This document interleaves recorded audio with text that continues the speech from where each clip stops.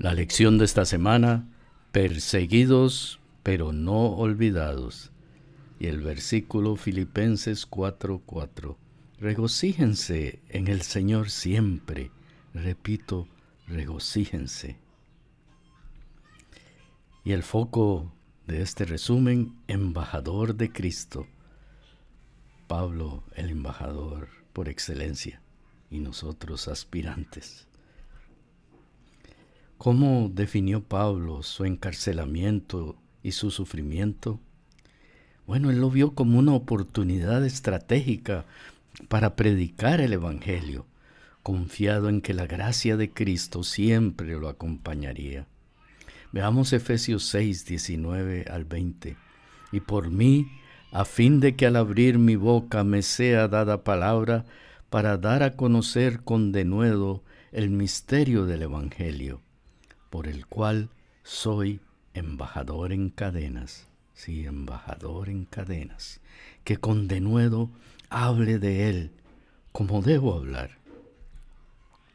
Segunda de Corintios 4, 7 al 12, pero tenemos este tesoro en vasos de barro, para que la excelencia del poder sea de Dios y no de nosotros, que estamos atribulados en todo, mas no angustiados, en apuros, mas no desesperados, perseguidos, mas no desamparados, derribados, pero no destruidos, llevando en el cuerpo siempre por todas partes la muerte de Jesús, para que también la vida de Jesús se manifieste en nuestros cuerpos. Porque nosotros que vivimos siempre estamos entregados a muerte por causa de Jesús, para que también la vida de Jesús se manifieste en nuestra carne mortal, de manera que la muerte actúa en nosotros y en vosotros la vida.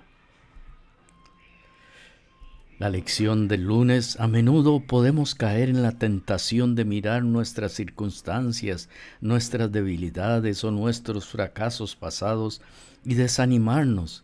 En momentos como esos necesitamos recordar los numerosos recursos que Dios ha provisto para nuestro éxito en la lucha contra el mal. Uno de los más importantes es la Biblia misma, la palabra de verdad, porque en ella podemos aprender de los errores de otros y cómo estas personas obtuvieron la victoria. ¿Cuál fue el resultado de la persecución de Pablo en Filipos?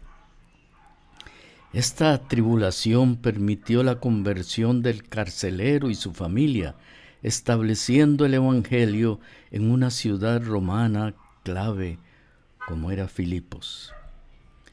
Hechos 16, 9, y se le mostró a Pablo una visión de noche. Un varón macedonio estaba en pie rogándole y diciendo: pasa a Macedonia y ayúdanos.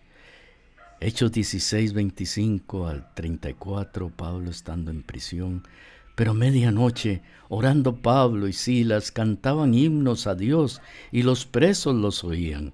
Entonces sobrevino de repente un gran terremoto, de tal manera que los cimientos de la cárcel se sacudían, y al instante se abrieron todas las puertas, y las cadenas de todos se soltaron. Despertando el carcelero y viendo abiertas las puertas de la cárcel, sacó la espada y se iba a matar, pensando que los presos habían huido. Mas Pablo clamó a gran voz, diciendo: no te hagas ningún mal, pues todos estamos aquí. Él entonces, pidiendo luz, se precipitó adentro y temblando se postró a los pies de Pablo y de Silas, y sacándolos les dijo: señores, ¿qué debo hacer para ser salvo? Ellos dijeron: cree en el Señor Jesucristo y serás salvo tú y tu casa. Y le hablaron la palabra del Señor a él y a todos los que estaban en su casa. Y él, tomándolos en aquella misma hora de la noche, les lavó las heridas y enseguida se bautizó, él con todos los suyos. Y llevándolos a su casa les puso la mesa y se regocijó con toda su casa de haber creído a Dios. El Espíritu Santo sabía que Filipos sería el puesto de avanzada para la expansión del Evangelio a través de Europa, aunque también habría persecución. Por muy mala que sea, la persecución puede en determinadas circunstancias permitir que el Evangelio llegue a personas que de otro modo no podrían ser alcanzadas.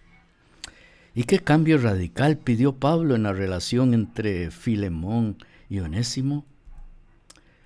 Instó a Filemón a recibir a su esclavo fugitivo, Onésimo, ya no como esclavo, sino como un hermano amado en Cristo.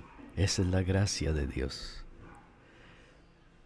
Filemón 10-20, Pablo dice: te ruego por mi hijo Onésimo, a quien engendré en mis prisiones, el cual en otro tiempo te fue inútil, pero ahora a ti y a mí nos es útil, el cual vuelvo a enviarte. Tú, pues, recíbele como a mí mismo. Yo quisiera retenerle conmigo para que en lugar tuyo me sirviese en mis prisiones por el Evangelio. Pero nada quise hacer sin tu consentimiento, para que tu favor no fuese como de necesidad, sino voluntario, porque quizá para esto se apartó de ti por algún tiempo, para que le recibieses para siempre. No ya como esclavo, sino como más que esclavo, como hermano amado, mayormente para mí, pero cuanto más para ti, tanto en la carne como en el Señor. Así que, si me tienes por compañero, recíbele como a mí mismo, y si en algo te dañó o te debe, ponlo a mi cuenta. Yo, Pablo, lo escribo de mi mano, yo lo pagaré, por no decirte que aún tú mismo te me debes también.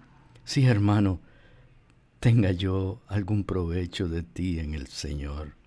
Conforta mi corazón en el Señor. El comentario bíblico adventista: Cristo, como Pablo, estuvo dispuesto a pagar la deuda ajena para que el pecador pudiera ser reconocido por todos como si nunca hubiera cometido ninguna falta.